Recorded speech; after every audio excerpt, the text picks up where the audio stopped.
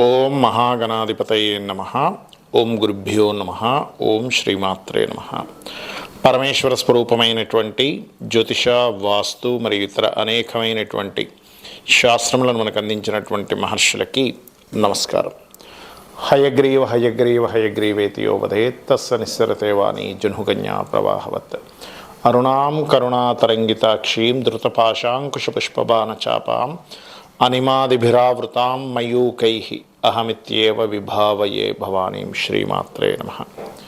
ప్రేక్షకులకి ఆ లలితాంబిక అమ్మవారి యొక్క అనుగ్రహం పరిపూర్ణంగా కలగాలని మనస్ఫూర్తిగా కోరుకుంటూ మనం ఈరోజు గురువు వక్రత్యాగం అవుతుంది అంటే ఇన్ని రోజులు వక్రించినటువంటి గురువు 5వ తేదీ నుంచి వక్రత్యాగమై మే 15వ తేదీ వరకు వృషభ రాశిలోనే ఉంటాడు. దాంతోపాటు గురువుకి కోణస్థానంలో కేతు ఉన్నాడు. సో నవపంచక స్థానాల్లో గురుకేతువులు ఉన్నప్పుడు ద్వాదశ లగ్నముల వారికి లేదా ద్వాదశ రాశుల వారికి ఏ విధంగా ఉండబోతుంది, ఏ విషయాల పట్ల చాలా బాగుంటుంది, ఏ విషయాల పట్ల జాగ్రత్తగా ఉండాలి, ఎటువంటి పరిహార మార్గాలు చేసుకోవాలి, అదేవిధంగా లగ్నము జాతకం లేనివారు కూడా ఈ గురుబలం పెంచుకోవాలంటే ఏం చేయాలనేటువంటి విషయాల్ని మనం ఇప్పుడు తెలుసుకుందాం. అయితే ఈ విషయాలు చెప్తుంది నేనైనప్పటికీ కూడా చెప్పిస్తుంది సాక్షాత్ లలిత అమ్మవారిగా భావిస్తూ ఒక్కొక్క లగ్నం గురించి తెలుసుకుందాం. తులాలగ్నము, తులారాశి. తులవారికి గనక చూసుకున్నట్లయితే గురువు అష్టమంలో ఉన్నాడు కదా, అష్టమ గురువు అనుకుంటుంటారు. కానీ అష్టమ గురువు ఎప్పుడూ కూడా గుర్తుపెట్టుకొని ధనయోగాన్ని ఇస్తాడు. ఒక్కొక్క ప్లేస్లో ఉండే గురువు ఏ స్థానాన్ని చూస్తున్నాడు అనేటువంటిది చూడాలి. ఇక్కడ ఏంటంటే డబుల్ ట్రాన్సిట్ అంటారు. ఈ డబుల్ ట్రాన్సిట్ అనేటువంటిది 2 మేజర్ ప్లానెట్స్ అయినటువంటి గురువు శని ఇద్దరు కూడా ధనస్థానాన్ని చూస్తున్నారు. కాబట్టి మీకు ఫైనాన్షియల్గా గతంతో పోల్చుకున్నట్లయితే ధనపరంగా మంచి అభివృద్ధి అనేటువంటిది ఉంది. ఇక రెండవ విషయం ఏంటంటే మీ యొక్క లగ్నం నుంచి 12వ స్థానంలో ఎప్పుడైతే కేతువు యొక్క సంచారం జరుగుతుందో 12 అనేటువంటిది ఖర్చుల స్థానంగా అయింది. సో ఎప్పుడైతే ఈ ఖర్చులకి కారక స్థానంలో ఎప్పుడైతే కేతు ఉన్నాడో ఈ యొక్క కేతువుపై గురువు యొక్క దృష్టి ఎప్పుడైతే పడిందో గతంలో ఉన్నటువంటి ఖర్చులు, గతంలో జరిగినటువంటి ఖర్చులు, రాబోయే ఖర్చులు కొంత కంట్రోల్ అవుతూ ఉంటాయి. అదేవిధంగా తండ్రి గారి ఆస్తికి సంబంధించిన విషయంలో వివాదాలు, గొడవలు ఇవన్నీ కూడా తగ్గడం జరుగుతూ ఉంటుంది. అయితే తులాలగ్నం వారికి సర్వసాధారణంగానే ఇప్పుడు పంచమ శని నడుస్తూ శని కాస్త మనకి మార్చి తర్వాత నుంచి మారుతాడు. దానివల్ల కొంతవరకు తులవారికి సహజంగానే ఉండేటువంటి లక్షణం ఏంటంటే బ్యాలెన్సింగ్ మైండ్ ఉంటుంది. తులవారికి బ్యాలెన్సింగ్ మైండ్కి ఇన్ని రోజులు పంచమంలో ఉన్నటువంటి శని కాస్త నిర్ణయాలు తీసుకునే విషయంలో ఆలస్యం అవ్వడం కానివ్వండి, ఇటువంటివి కొంత ఇచ్చినప్పటికీ ఇక్కడి నుంచి ఎప్పుడైతే గురువు రుజుమార్గంలోకి వచ్చి ధనస్థానాన్ని చూస్తున్నాడు, 6వ స్థానంలోకి శని వెళ్ళి రాహుతో కలుస్తున్నాడు. ఇవన్నీ కూడా కొంతవరకు మీరు మీ యొక్క ప్రయత్నాలు పెంచుకోవడం ద్వారా మీకు సక్సెస్ అనేటువంటిది రావడం జరుగుతూ ఉంటుంది.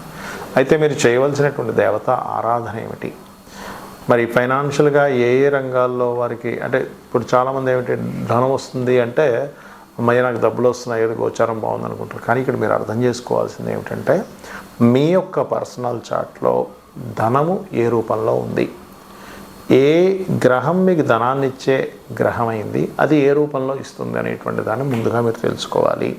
ఇక మీరు చేయవలసినటువంటి దేవత ఆరాధన ఏమిటి అని చెప్పి చూసుకున్నట్లయితే మీరు చేయవలసినటువంటిది ప్రధానంగా ఇక్కడ శని, కేతు, కుజ, రాహు గ్రహాల దగ్గర దీపారాధన చేయండి. కాళికా అమ్మవారి యొక్క ఆరాధన చేయండి. అన్ని విధాలా మీకు బాగుంటుంది.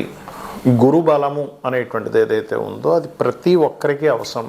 సర్వసాధారణంగా మీరు తీసుకున్నట్లయితే ఇప్పుడు మనకి సోలార్ సిస్టమ్ అంటారు. అంటే సూర్యుడి మధ్యలో ఉండి అన్ని గ్రహాలు భూమితో సహా గ్రహాలు సూర్యుడు చుట్టూ తిరిగే దాన్ని సోలార్ సిస్టమ్ అంటారు. మీరు గమనించినట్లయితే మనకు శాస్త్రాల్లో కూడా గురుబలం చాలా అవసరం అండి. గురువు యొక్క అనుగ్రహం చాలా అవసరం, గురువు యొక్క ఆశీర్వాదం చాలా అవసరం. నవగ్రహాల్లో గురుబలం కనుక బాగున్నట్లయితే వాళ్ళకి ఎన్ని ఇబ్బందులు వచ్చినా మరలా ఆ భగవంతుడు కాపాడినట్టుగా అవుతూ ఉంటుందంటారు. మీరు గమనించండి, సైంటిఫిక్గా కూడా తీసుకుంటే గురుత్వాకర్షణ శక్తి అని ఉంటుంది. గురుగ్రహం కనుక లేకపోతే భూమి అంతమైపోతుంది. ఎందుకు అంటే భూమిపై వచ్చేటువంటి శకలాలు ఏవైతే ఉంటాయో కొన్ని వాటిని గురువు తన వైపు లాగేసుకుంటుంది. అంటే ఏంటి, సేవ్ చేస్తుంది గురుగ్రహం మనకి సోలార్ సిస్టంలో కూడా. అలాగే నవగ్రహాల్లో గురుబలం బాగుంది ఎవరి జన్మజాత చక్రంలో అయినా వాళ్ళకి అన్ని సమయానికి అవుతూ ఉంటాయి. గురుగ్రహం బాలేదు అప్పుడు ఏమవుతుందంటే అనవసరంగా ఏవైతే వీళ్ళకి ఇబ్బందులు రావాలో ఆ యొక్క ఇబ్బందులన్నీ కూడా రావడం స్టార్ట్ అవుతూ ఉంటుంది. అంటే ఇక్కడ ఏంటంటే గురువు ఎప్పుడు కూడా గుర్తుపెట్టుకోండి, జీవకారకుడు అంటారు. జీవకారకుడైనటువంటి గురువు ఎవరైతే ఉన్నారో అతను మంచి పొజిషన్లో ఉండడం ఒక ఎత్తు, మీ లగ్నానికి శుభుడో పాప అయ్యారా అనేటువంటిది ఒక ఎత్తు. మీ లగ్నానికి శుభుడు అయ్యారనుకోండి, మరింత ఎక్కువ శుభ ఫలితాలు వస్తాయి. అంటే శుభ ఫలితాలు అంటే ఎలాంటి శుభ ఫలితాలు వస్తాయి అంటే, చాలా ఈజీగా మీరు ఏదైనా దేవతా సంబంధించినవి చేసుకుందాము, ఒక సాధన చేసుకుందాం అన్నప్పుడు సరైన మార్గంలో మీకు ఆ సాధన మార్గం దొరకడము, గురువుల యొక్క అనుగ్రహం, గైడ్ చేసేవాళ్ళు సరైన వాళ్ళు మీకు దొరుకుతారు, గైడ్ చేసేవాళ్ళు మీరు ఏ రంగంలో ఉన్నా కూడా. అదేవిధంగా సంతాన ప్రాప్తి, పేరు ప్రఖ్యాతలు రావడము, ఆధ్యాత్మికంగా మంచి పురోగతి ఉండడం అనేటువంటివన్నీ కూడా ఇక్కడ మీకు గురువు బాగుంటే వస్తుంది. అదే కనుక గురువు బాగోలేడు, అప్పుడు ఏంటి అంటే సరైన గైడ్ చేసేవాళ్ళు దొరకరు, మీకు మిస్గైడ్ చేసేవాళ్ళు ఎక్కువ దొరుకుతూ ఉంటారు మీ లైఫ్లో. అలాగే సంతానంతో కొంత ఇబ్బంది, సంతానానికి సరిగ్గా ఎదుగుదల లేదనేటువంటి ఇబ్బందులు ఇవి ఎక్కువగా కలుగుతూ ఉంటాయి. మరి అలాంటప్పుడు ఈ గురుబలాన్ని మీ లగ్నం తెలిసినా తెలియకపోయినా పెంచుకోవాలంటే ఏం చేయాలి అంటే, సింపుల్గా గురువు యొక్క ఆరాధన, ఇది రకరకాలుగా ఉంటుంది. మీకు మీ యొక్క అజ్ఞానాన్ని తొలగించి స్పిరిచువల్ వేలో మీకు ఎవరైతే సరైనటువంటి మార్గాన్ని నిర్దేశిస్తారో వాళ్ళని గురువులు అంటారు. మీకు ఉపాధ్యాయుడు వేరు, అంటే టీచర్స్ వేరు, గురువులు వేరు, రకరకాల ఇది ఉంటుంది. మీరు ఒక్కొక్క దగ్గర నుంచి నేర్చుకునేటప్పుడు సర్వసాధారణంగా అందరూ ఏంటంటే మా గురువు గారిని వాడేస్తుంటారు వర్డ్, కానీ కేవలం అజ్ఞానాన్ని తొలగించి ఆధ్యాత్మిక మార్గాన్ని సరైనటువంటి మార్గంలో మీకు వెలుగుని చూపించేవారు గురువు అవుతారు. అయితే ఇక్కడ గురుబలం పెరగడానికి ఏం చేయాలి? సర్వసాధారణంగా శనివర్గ లగ్నాలు, గురువర్గ లగ్నాలు ఉంటాయి. శనివర్గ లగ్నాలు అంటే మనకి వృషభము, మిథునము, కన్య, అదేవిధంగా మకర, కుంభాలు, అదేవిధంగా తుల కూడా శనివర్గ లగ్నాలే అవుతాయి. మిగిలిన 6 అంటే మేషము, కర్కాటకము, సింహము, వృశ్చికము, ధనస్సు, మీన లగ్నాలు గురువర్గ లగ్నాలు అవుతాయి. గురువర్గ లగ్నాలకు సహజంగానే గురువు మంచి ఫలితాలు ఇస్తాడు, కాకపోతే ఎప్పుడైనా పాడైతే మాత్రం అక్కడ కూడా ఇబ్బంది ఫలితాలు వస్తాయి. అయితే మీకు ఇది గురుబలం పెరగాలంటే ఇందాక నేను చెప్పినట్టుగా గురువుగారికి సేవ చేసుకోవడము, దత్తాత్రేయుడి యొక్క స్తోత్ర పఠనం, లేదా జయ గురుదత్త, శ్రీ గురుదత్త అనే నామస్మరణ, దిగంబర దిగంబర శ్రీ పాదవల్లభ దిగంబర అనేటువంటి నామస్మరణ, గోశాలకు వెళ్ళి గోవులకి చక్కగా అరటికాయలు, సన్నగా తురిమినటువంటి అరటికాయలని గోవులకు తినిపించండి, ఖచ్చితంగా గురుబలం వస్తుంది.